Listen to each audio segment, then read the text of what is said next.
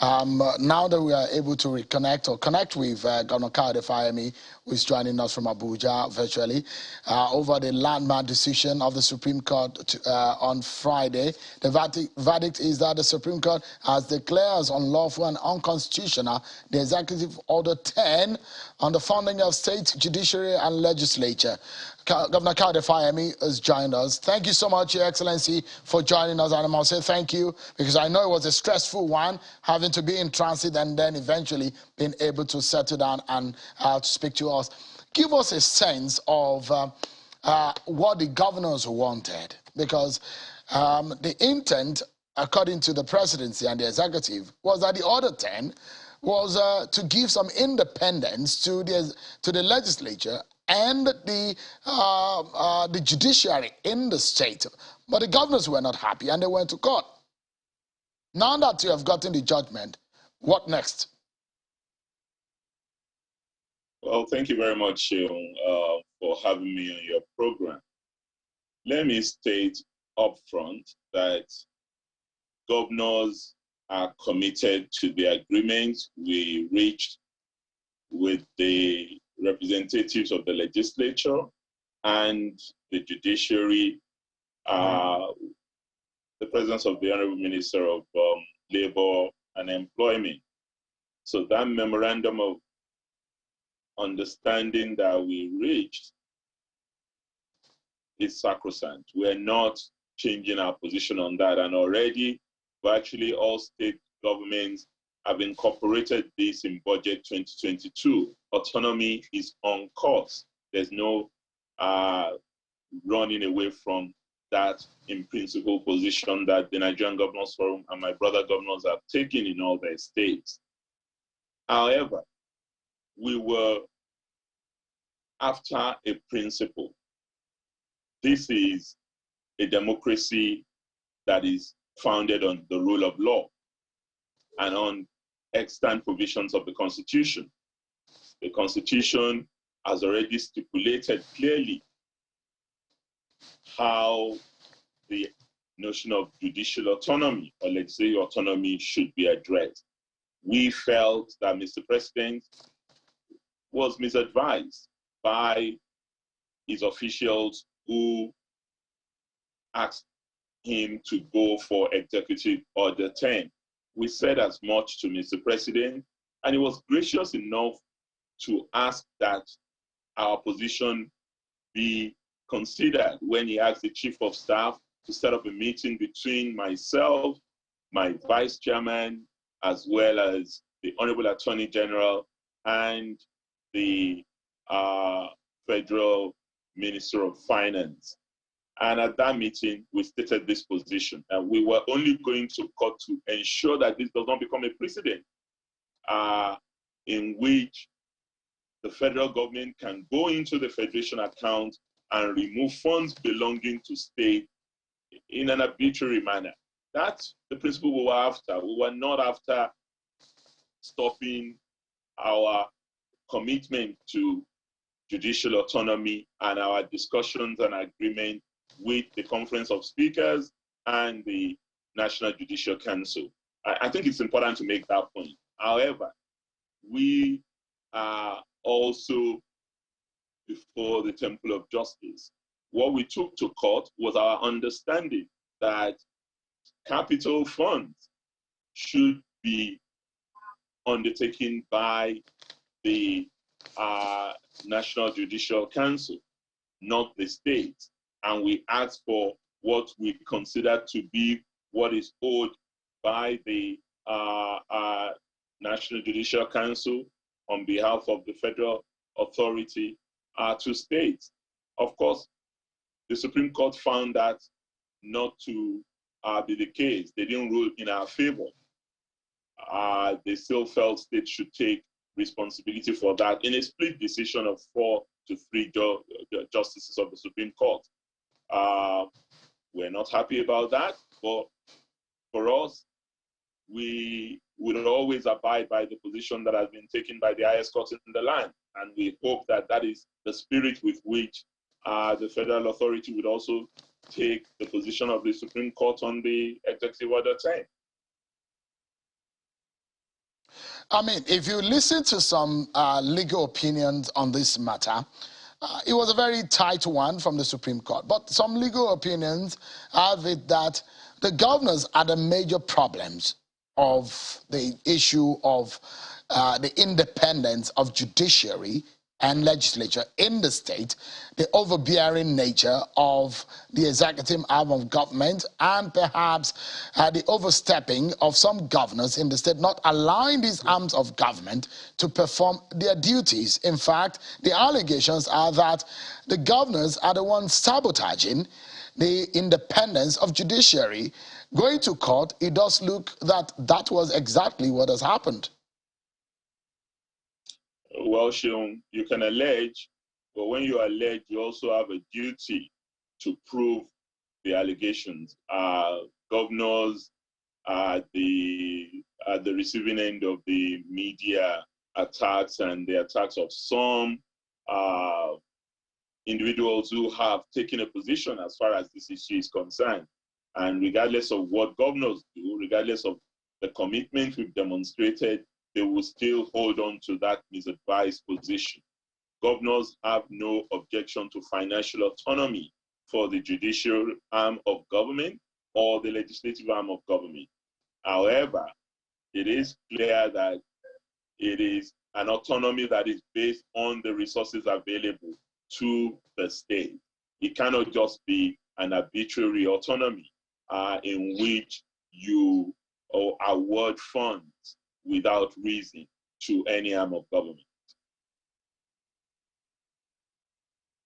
So the question here is the commitment of the governors in the states to be able to allow these arms of government thrive.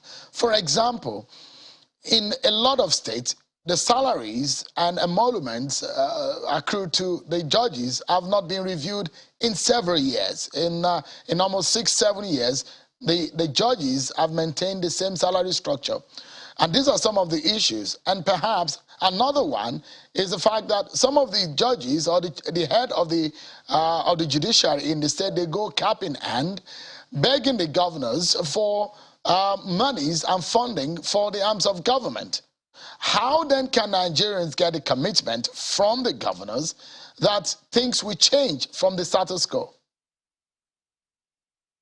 Again, Sean, this is a perception issue that is not founded on fact.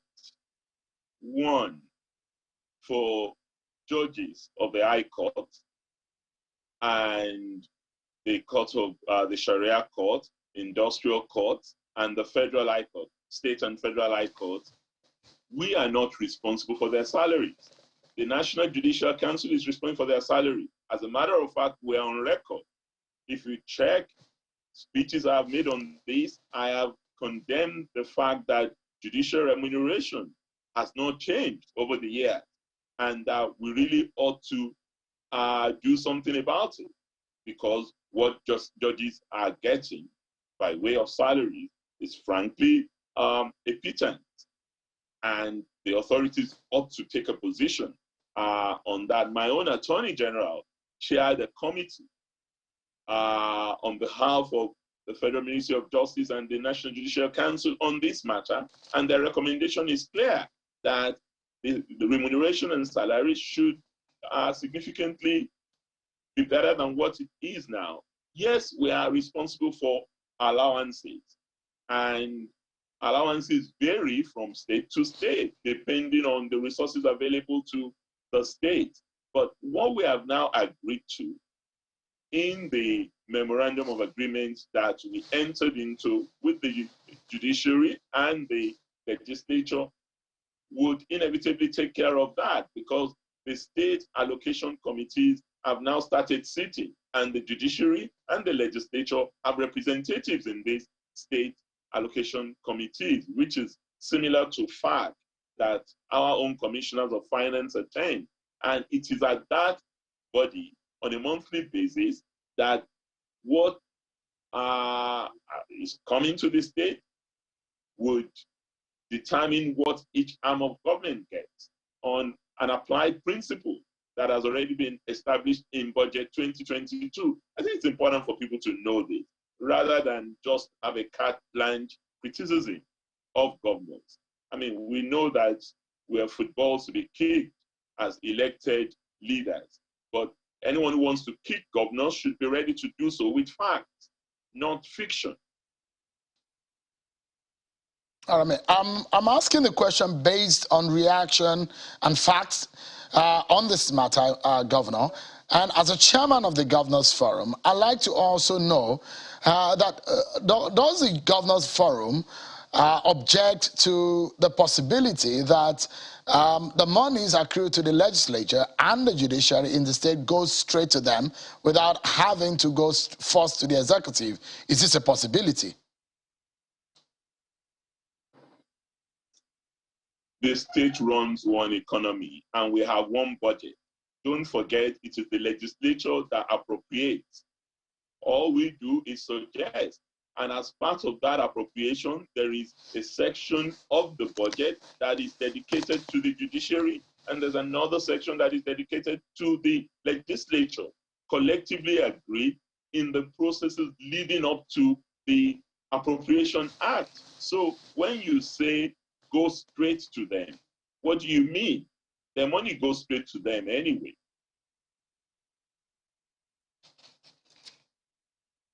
But I mean, is it also for some who say autonomy to the judiciary in the state or legislature in the state is not absolutely feasible or practical? That's what some governors have been quoted to have said. There is no absolute autonomy anywhere in the world.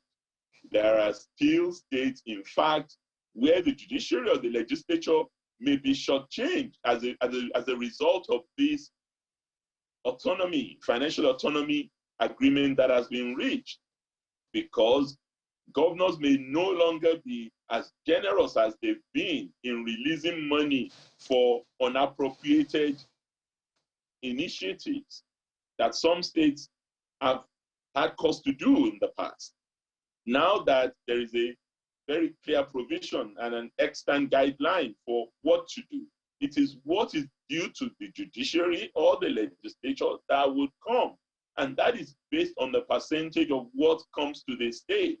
So if what comes to the state is lower than what the state normally gets as a result of its limited resources from the federation account, from its internally generated revenue, what then goes to each arm of government is also reduced. So you have to live with what autonomy means, even if it means negative resources for you, rather than going cap in hand, as you put it, to the government. Your Excellency, because of our time and within the precincts of the little time we have left, I have just two short questions away from the issue of the autonomy of the judiciary. Two quick political questions. Your name has been thrown up as one of the presidential hopefuls, and I'd like to get to hear from the horse's mouth in code. And now that we have you tonight, do you have the ambition of running for the president of Nigeria in 2023? Sean, that's a good try, but you won't get me on that. You promised that you were going to talk to me about judicial autonomy. That's what I'm prepared to talk about. 2023 will deal with itself. It's in the realm of the future, and God will decide what He has in store for every one of us. Well, I know we had this conversation. I was going to be about the judicial autonomy, but I just lost my autonomy to keep to that word. And that's I wanted to know, since I have you tonight, by a stroke of luck, maybe we can just get to know whether Governor Fayemi, after being governor of the Ekiti State, might have his eyes of being a president. Focus on autonomy. All right. On a final note, I know it might be difficult to get that out of you. And finish that job well. I'm trying to finish. All right. For those who are rooting for you, I'm an elected governor. But for those who are rooting for you, Governor Fayemi, should they continue or you don't have eyes on it at all, you don't have an ambition about it, should your supporters begin to, continue to call for you to run for president, or Fayemi is out of the race? Sheon, nice try. I don't know what the future holds for me. I'll continue to pray about the future. But for now, I have a job at hand, and I'm trying to do it well to the benefit of Ekiti people and the glory of God Almighty. Let me continue with the job at hand. All right, this one is a shorter one, and I'd like you to also help me to answer it in as brief as you can. And it's about the situation, the aftermath of the primaries. A few people have dropped their plan to go to court. Did you have any meetings for them to drop this case, or you promised them anything for them to drop the case? How did you resolve the matter? Sheon, you and I have had conversations about what transpired in Ekiti State, and I've continued to insist to you that these leaders of the party who put themselves forward for the primary are first and foremost builders of the All Progressives Congress. And I would like to think that they would always do things that would be in the overall interest of the party. I commend those who have taken the steps they've taken. I encourage others to take the steps that have been announced by Senator Bamidele and Honorable Bamishile, as well as Honorable Dele Fakparusi today. There's still a couple of them out there. I hope they can come in a manner that we build a united team in order to ensure that the good that we're doing for our people continues in the period after June 18, 2022, when APC will, by God's grace, win the election. All right.